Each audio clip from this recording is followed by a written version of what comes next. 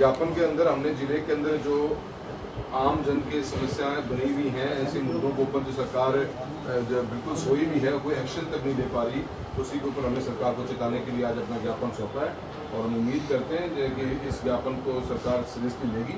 और इस बड़ा मुद्दा आज की तारीख में DAP की सप्लाई का है। सरकार की 3500 टन की चूरू जिले की DAP की रिक्वायरमेंट थी, जिसको सरकार आधा भी पूरा नहीं कर पाई। सरकार के अलग अलग न्यूज़पेपर के मार्फत से पता लगता है कि सरकार को DAP की सप्लाई नहीं हुई है। मैं खुद भारत सरकार के अधिकारियों से मिलकर आया था। उनका मानना ये था कि जितनी भी सप्लाई उनकी डिमांड थी, हाँ डिमांड के अंदर हमने कुछ मटेरियल की सप्लाई कम दी है, उसके उपरांत भी उनके पास में अवेलेबल स्टॉक बहुत ज़्यादा है। उस स्टॉक को भी उन्होंने कम्प्लीटली बांटा नहीं। सरकार के स्टॉक का डिस्ट्रीब्यूशन का नेटवर्क बहुत गलत है। उसके कारण हमारे को काला बाजारी होती है, किसान को बहुत ज़्यादा एक्स्ट्रा पैसा देना पड़ता है। ये मुद्दे को लेकर ही चर्चाएं हमेशा चलती आई, इसलिए हमने 12 महीने पहले ही चूरू लोकसभा क्षेत्र के अंदर सादुलपुर स्टेशन के ऊपर हमने हमारा खुद का रैक पॉइंट बनवा लिया था। हमारा रैक पॉइंट अभी सूरतगढ़ और लालगढ़ से सप्लाई होती थी। मैं खुद कमिश्नर एग्रीकल्चर से मिलकर आया था जयपुर। मैंने कहा था कि आप हमारे रैक पॉइंट को यूज़ करिए, चूरू का मटेरियल चूरू में ही आए। एक रैक में 4000 टन मटेरियल आता है और 4000 टन की ही चूरू की रिक्वायरमेंट है। हम किसी और पर निर्भर क्यों रहें? पर सरकार ने न कभी आँख खोली और यूरिया की DAP की सप्लाई न हमें मिली, और इसलिए हमारा शॉर्टेज भी रहा। और अब नवंबर के महीने में भी हमें मटेरियल चाहिएगा, और सरकार इस बारे में बिल्कुल सोई हुई। किसान दर बदर भटक रहा है और महंगी रेट में उसको DAP खरीदनी पड़ रही है। तो हमने सरकार को ये बताया इस बात के लिए कि इसकी सप्लाई को आप मैनेज करवाइए, और साथ साथ में सादुलपुर के रैक पॉइंट को इस्तेमाल करते हुए चूरू की सप्लाई चूरू से ही हो, हम डिपेंडेंट किसी पर ना हो, इसके लिए हमने कहा है। दूसरा हमारा सबसे बड़ा मुद्दा है मूंग की परचेजिंग हुई।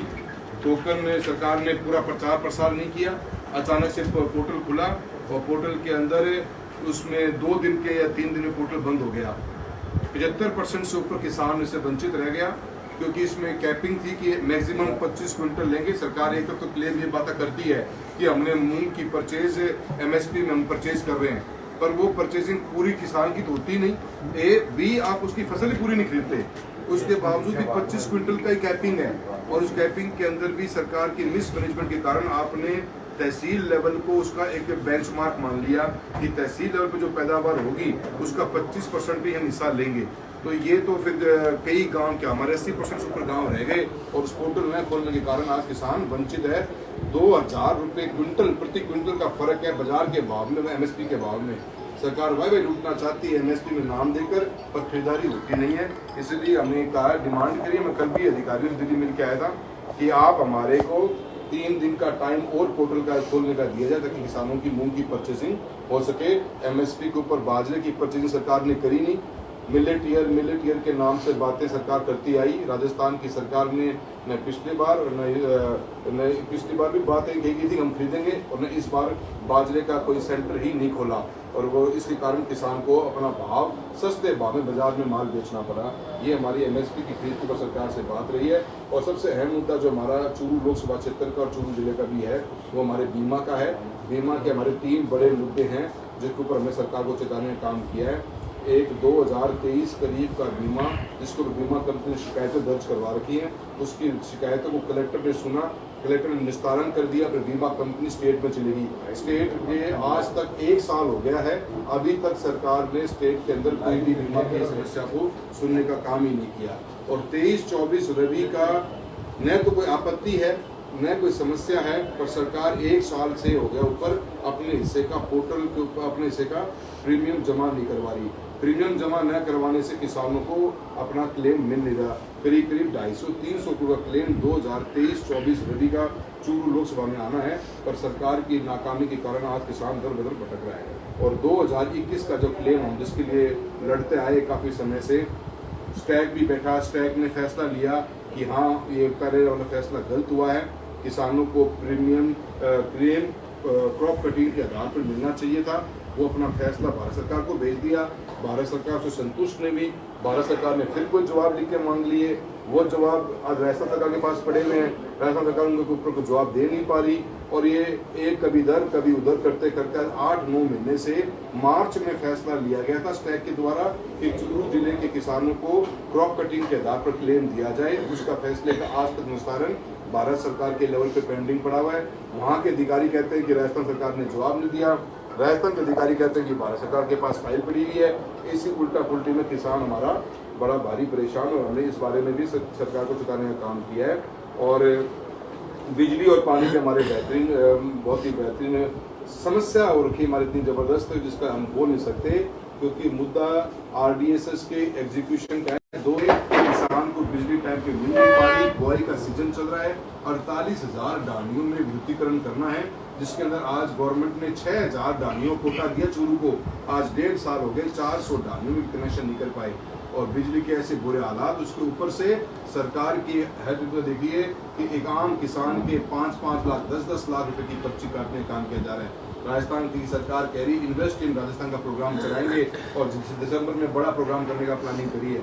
चूरू का खुद का झींगा मछली पालन के उद्योग को इसी सरकार ने अपने हाथों से मारा है। बीते हुए 3 महीने में किसानों के 50 लाख 37 लाख 40 लाख 55 लाख 70 लाख की पर्चियां काटी एक ही किसान के। वो व्यापार कंप्लीटली मार दिया गया। आप नया व्यापार लाने के लिए देश चक्कर काट रहे हो और खुद के तहसील में जिले में बना बचा व्यापार को भी खत्म कर दिया गया है और किसानों को बड़ा परेशान करने का काम ये सरकार कर रही है। तो बिजली के बुरे हालात हैं, न इनके पास ट्रांसफार्मर्स हैं, न GSS को बाइफरकेट कर पा रहे हैं, नए GSS का काम चालू हो पा रहा है और इससे किसान दुखी हो रहा है। जल जीवन मिशन के अंदर जो काम 2019 में रतनगढ़, सादुलपुर और सदाशहर और सुजानगढ़ में चालू हुए थे वो आज तक कंप्लीट नहीं हो पाए। टंकियों को का टेंडर निकले हुए आज 3 साल हो गए, काम कंप्लीट हो नहीं पा रहा उनसे।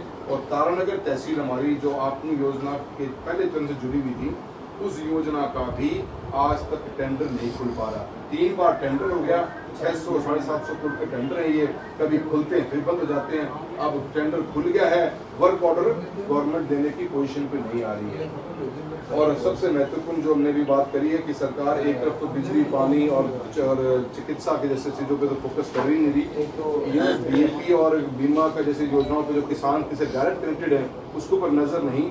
और दूसरी तरफ सरकार के अंदर बैठे हुए लोग जिनको जनता का आशीर्वाद तो मिला नहीं, पर वो पत्थरों के ऊपर पत्थर लगाने में अपनी जोर बनाए बैठे हैं। एक तरफ तो राजस्थान की सरकार ने कल ही लाहौर के अंदर एक सरपंच ने जो प्रधान को नहीं बुलाया उसको सस्पेंड करने का काम किया। और चूरू जिले के अंदर तारानगर तहसील और अनेकों तहसीलों में हमारे चेयरमैन महोदय बैठी हैं, सिटिंग चेयरमैन है। भारत सरकार के डिपार्टमेंट ऑफ पर्सनल DOPT की डिपार्टमेंट की गाइडलाइन साफ कहती है MP, MLA, प्रधान, प्रमुख और चेयरमैन जो भी आपका जनप्रतिनिधि है वो ही इसमें उसका पत्थर पे नाम लिखा जाएगा और वो उस प्रोग्राम के अंदर शामिल होगा। और आज की तारीख में यहाँ पे ऐसे लोग जिनको जनता का आशीर्वाद मिला नहीं, एक अपनी गाड़ी खरीद रखी पिकअप, उसमें पत्थर रखते हैं, जहाँ मौका लगता है अपने पत्थर चिपका देते हैं और अपना खुद का नाम लेके बैठे हुए हैं। ये और आना है और हमारे जो हम पद के साथ में बैठे हुए हैं हमारे प्रिविलेज का मोशन बनता है। हमने कलेक्टर महोदय का किसी गाइडलाइंस निकालिए और उन ऑफिसर से आप रिपोर्ट मांगिए किसी की बिल्डिंग के आगे कोई पत्थर कैसे लगाया जा सकता है। पत्थर लगाने का मतलब है कि उस अधिकारी की जिम्मेदारी, उस अधिकारी उस बिल्डिंग के ऊपर उसका हक है। अगर PWD का रोड है तो PWD डिपार्टमेंट जिम्मेदारी लेगा, तो इस पत्थर को लगा के चला जाएगा। हमने इस बात के ऊपर भी आज कलेक्टर महोदय ने बताया और सरकार को बात करने की कोशिश करी है।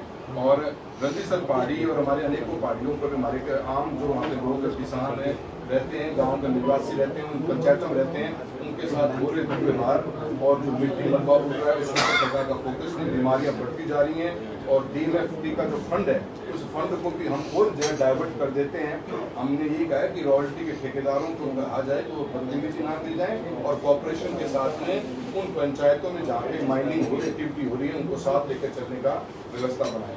ये हमने सभी मुद्दे आज कलेक्टर महोदय के सामने रखे और हम उम्मीद करते हैं कि सरकार जागेगी, अन्यथा हम आने वाले महीने भर के अंदर एक बड़ा आंदोलन हेडक्वार्टर पे करने का आपको किसी भी कोई बात नहीं।